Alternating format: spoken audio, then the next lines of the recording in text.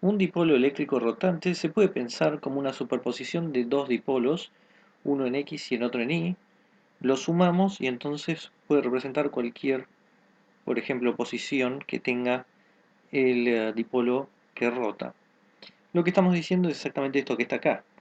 Lo escribimos como un dipolo en X más otro en Y.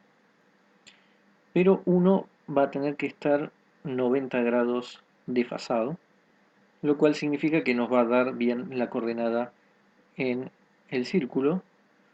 Acá nos va a dar el X y acá nos va a dar el Y, y eso para cada punto de esta forma.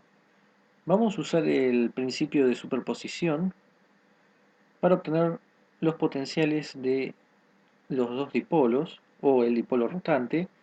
Eso es justamente lo que nos permite el principio de superposición. Entonces lo primero que vamos a hacer es calcular cuál es el potencial eléctrico, y para eso necesitaremos los resultados que teníamos de los potenciales de un dipolo oscilante. En particular, el potencial eléctrico era este que está acá, pero lo vamos a necesitar en coordenadas cartesianas. Para eso recordemos este gráfico donde θ era el ángulo entre R, el punto de campo, y el Z, que es donde teníamos el dipolo, donde lo habíamos puesto. Por lo tanto, el coseno de θ es Z sobre R, y si ponemos eso en lugar del coseno de θ quedaría Z sobre R cuadrado. Entonces hay que poner el módulo al cuadrado de R. En tres dimensiones cartesianas va a quedar de la siguiente forma: b de x, y, z y t es igual a menos p0 omega 4pi epsilon 0 c z sobre x cuadrado más y cuadrado más z cuadrado seno t omega t menos r sobre c. Entonces, esto es para un dipolo oscilando en el eje z, pero si lo tuviéramos en el eje x o en el y, simplemente hay que cambiar z por x o por y. En nuestro caso, entonces, tenemos p es igual a p0 coseno de omega t x versor, y ahora el otro escribámoslo como coseno de omega t menos pi sobre 2 y versor. Entonces tenemos un delay en y por un ángulo de fase de pi sobre 2. Ahora, el seno de omega t menos r sobre c pasaría a ser seno de omega t menos r sobre c menos pi sobre 2, o lo que es lo mismo, menos coseno de omega t menos r sobre c, haciendo omega de t, lo pasamos a omega de t menos pi sobre 2. Esto es solo trigonometría. Entonces lo que hacemos ahora es sumar los dos potenciales de cada parte, de x versor y de y versor, haciendo que nos quede un b que es igual a menos p0 omega 4pi epsilon 0 c x sobre x cuadrado más y cuadrado más z cuadrado seno de omega t menos r sobre c, y ahora la otra parte menos x menos y x cuadrado más y cuadrado más z cuadrado coseno de omega t menos r sobre c. Entonces tenemos la suma de los dos potenciales, el de x poniendo x y el de y poniendo y, pero justo el que tiene que ver con y lo cambiamos para que esté desfasado, menos pi sobre 2, y lo convertimos en coseno, por eso queda de esta forma. En el caso del vector potencial magnético era esto que tenemos acá, donde tenemos todas estas constantes y aparece otra vez el seno de omega t menos r sobre c en z versor. Pero si lo tenemos en x o en y, simplemente cambiamos esto. Así que hacemos lo mismo que antes. A va a ser igual a menos mu 0 P0 omega 4 pi r seno de omega t menos r sobre c x versor. Y ahora lo mismo, convertimos el seno en coseno, omega t menos r sobre c, y esto es en inversor. De acá podríamos obtener los campos eléctricos y magnéticos, pero lo vamos a hacer directamente de las fórmulas generales que habíamos deducido, la del campo eléctrico, que era esta que está acá, y la del campo magnético, que es esta que está acá. Acá tenemos los dos campos, eléctrico y magnético, y vamos a usar que z versor en esféricas es coseno de tita, r versor menos seno de tita en tita versor, y que coseno de tita es igual, como ya hemos utilizado, a z sobre r. De modo entonces que, por ejemplo, la del campo eléctrico se puede reescribir como mu 0 p0 omega cuadrado sobre 4 pi r coseno de omega t menos r sobre c z versor menos z sobre r versor. Es decir, lo que hicimos fue, acá mantuvimos todo esto y escribimos el tita versor en términos de z y r versor.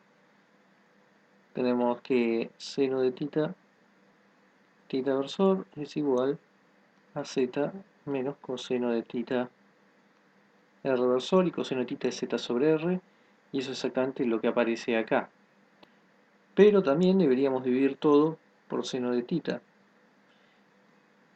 y entonces ahí compensamos con el seno de tita que tenemos acá. Por eso queda entonces de esta forma, compensando también el menos que había. Perdón, acá es menos y acá es un más, y ahí es donde está el menos que compensa. Entonces, en el caso del dipolo rotante, el campo eléctrico va a ser igual. Esto igual, mu 0 p0 omega cuadrado 4 pi r coseno de omega t menos r sobre c. 1 lo tenemos en x versor, así que en vez de z ponemos x versor menos x sobre r versor más seno de omega t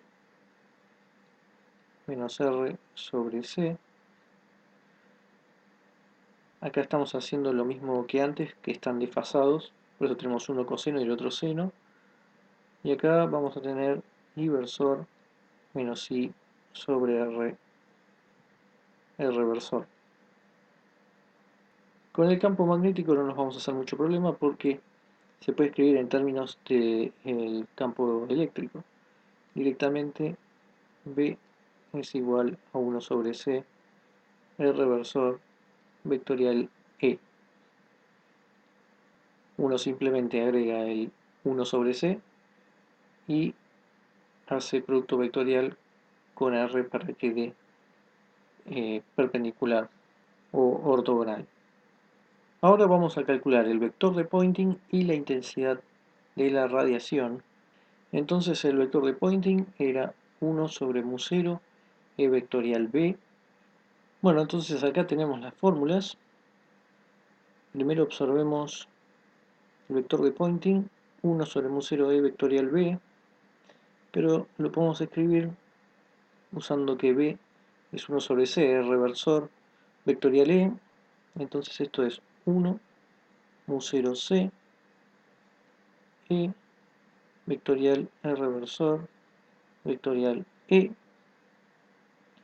y esto es igual a 1 mu 0 C E cuadrado R versor menos E escalar R versor E Ahí no hicimos más que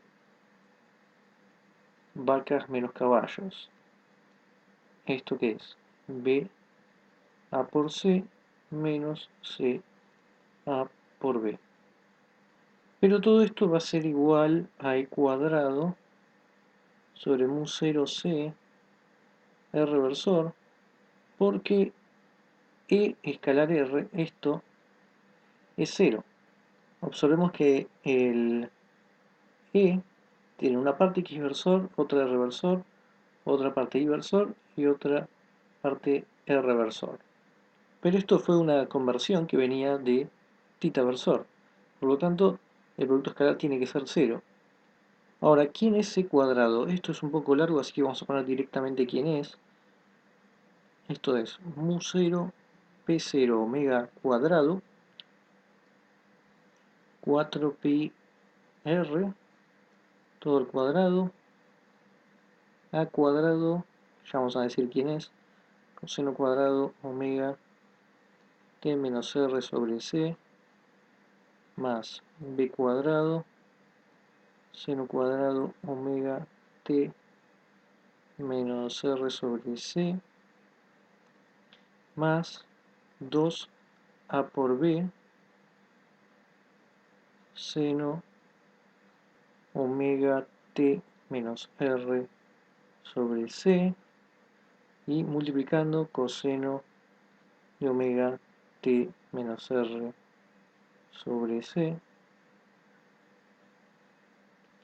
con a igual a x versor menos x sobre r versor, b igual a y versor menos y sobre r versor. Es decir, esto que teníamos ahí es a y esto es b. Ahora, x versor por r es igual a x. R es x y z. O x versor, y en y versor y z en z versor. Así que esto tiene que ser x. Y lo mismo para y versor vectorial r, escalar r, perdón. Esto es y. Esto nos sirve para ver quién es a cuadrado que está acá, b cuadrado y a por b. A cuadrado es hacer x versor menos x sobre r versor al cuadrado. Y esto es 1 de esto al cuadrado más x cuadrado sobre r cuadrado y el término cruzado 2x cuadrado sobre r cuadrado, y esto es lo mismo que poner 1 menos x cuadrado sobre r cuadrado.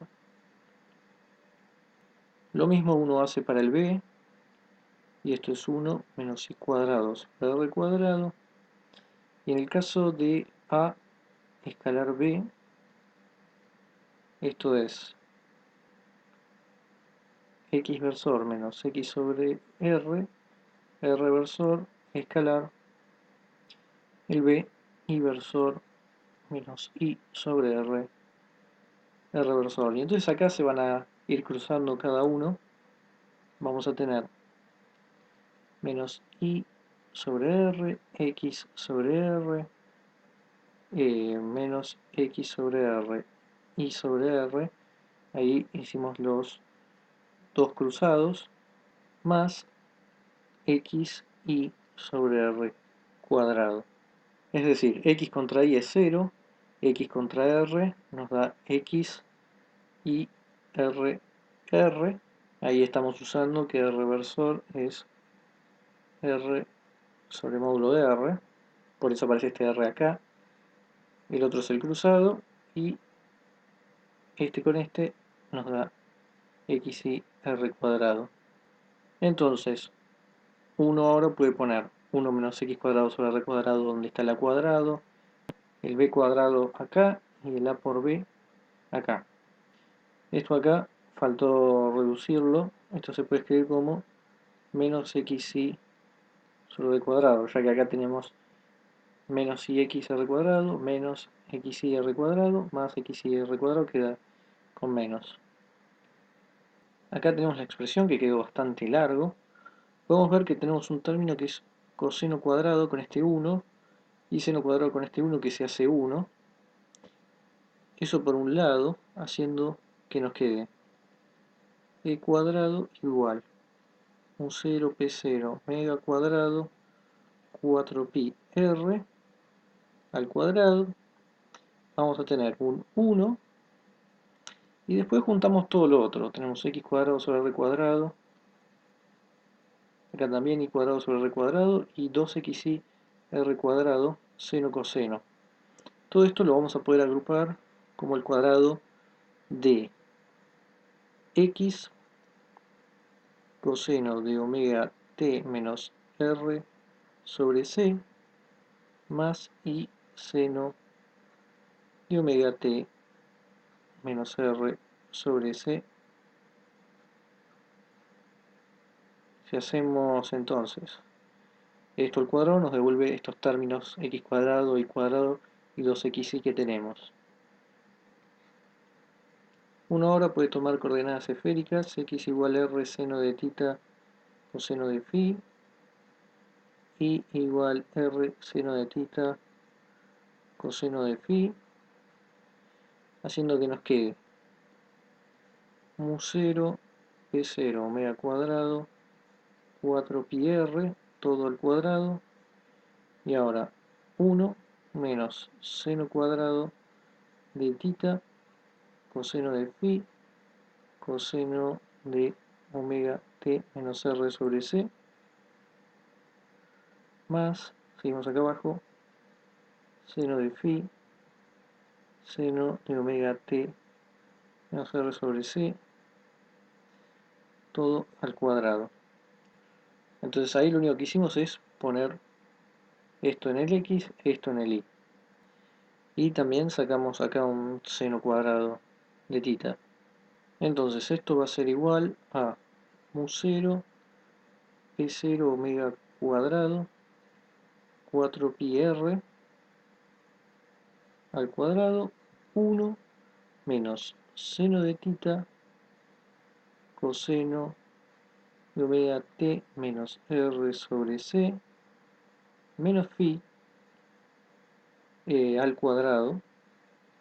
Ahí lo que hicimos es usar esta propiedad trigonométrica, por eso aparece metido en el coseno el phi y el omega t menos r sobre c. Eso es lo que queda para el e cuadrado. El e cuadrado lo necesitábamos para el vector de Poynting, porque este se escribe como e cuadrado sobre mu 0c el reversor, así que ahora directamente decimos quién es ese. Es mu 0 sobre c p0 omega cuadrado sobre 4pi r al cuadrado, y esto es 1 menos seno de tita coseno de omega t menos r sobre c menos phi todo al cuadrado y en el reversor. El promedio de ese que nos va a dar la intensidad es mu 0 c p0 omega cuadrado sobre 4pi r al cuadrado, hasta ahí todo igual. Lo único que vamos a usar es que el promedio de coseno que tiene la t acá es el promedio temporal. Esto era un medio, así que nos queda directamente 1 menos un medio y el seno al cuadrado de tita el reversor. Y la intensidad la usamos para obtener la potencia total, que era integrar en una esfera el S, el promedio de S. Entonces la potencia total es la integral de S de A, es decir, para nosotros esto es todo lo que sale afuera de la integral, mu 0 c p0 omega cuadrado sobre 4pi, todo esto al cuadrado, integral de el 1 sobre r cuadrado que se queda dentro de la integral, 1 menos 1 medio seno cuadrado de tita, y los diferenciales r cuadrado seno de tita de phi. Acá el dA de la esfera apunta a n reversor, así que no hay problema con eso. La integral entonces va a ser igual mu0 p0 cuadrado omega cuarta 16 pi cuadrado c, que es todo esto que tenemos acá, pero aplicado al cuadrado, un 2pi que tiene que ver con la integral en phi, y tenemos integral entre 0 pi de seno de tita, que es la primera integral, que al r cuadrado se cancela, y la segunda integral es menos un medio entre 0 y pi de seno cubo de tita. Si uno hace esta integral, las dos va a dar mu0 p0 cuadrado omega cuarta 8 pi c 2 menos un medio por esta que da 4 tercios. Finalmente esto es 2 menos 2 tercios, que esto es igual a 4 tercios. Así que nos queda mu0 p0 cuadrado omega cuarta 8 pi c por 4 tercios, o lo que es lo mismo, acá cancelamos y ponemos un 2, por este 3 queda 6. Esto que nos quedó acá es la potencia total irradiada por el dipolo rotante. Comparemos con el que no rotaba. Nos había dado mu0 p0 cuadrado omega cuarta 12 pi sobre c. Hay un 12 en vez de un 6. Es decir que esto es el doble de potencia irradiada. Uno podría esperar eso pensando en que habíamos expresado el dipolo rotante en términos de dos dipolos normales que oscilan en una sola dirección, en X y en Y. Si uno grafica el perfil de intensidad, queda de esta forma. Podemos compararlo con lo que nos había dado en el caso de una sola dimensión, que tenía esta forma de dona con el agujero en la dirección del dipolo. No había radiación en esa dirección. Acá eso ya es distinto. Tiene que ver con que los dipolos están rotando, o mejor dicho, un dipolo rotando o dos moviéndose en X y en Y. Ahora, una observación adicional es que cuando uno calcula la potencia o la intensidad, uno esperaría de que no se cumpla el principio de superposición por lo siguiente. Cuando calculamos el vector de Poynting y queremos hacerlo con, en nuestro caso, dos dipolos, sumamos E1, E2 y tenemos B1, B2. Pero al hacer eso quedan estos cuatro términos, haciendo esta cuenta, y en el fondo esto es S1 que está acá, S2 y los términos cruzados. Uno tendría solo estas dos cosas si fuera como el principio de superposición que tenemos para la carga o para los potenciales. En este caso particular, los campos de tanto el dipolo 1 como el dipolo 2, el que está en X y en Y, están desfasados, como ya hemos dicho, por 90 grados. Entonces esto es lo que termina haciendo que los términos cruzados se hagan cero en el tiempo promedio, haciendo entonces que el cálculo de la potencia termine cumpliendo el principio de superposición, pero podemos ver que es en este caso.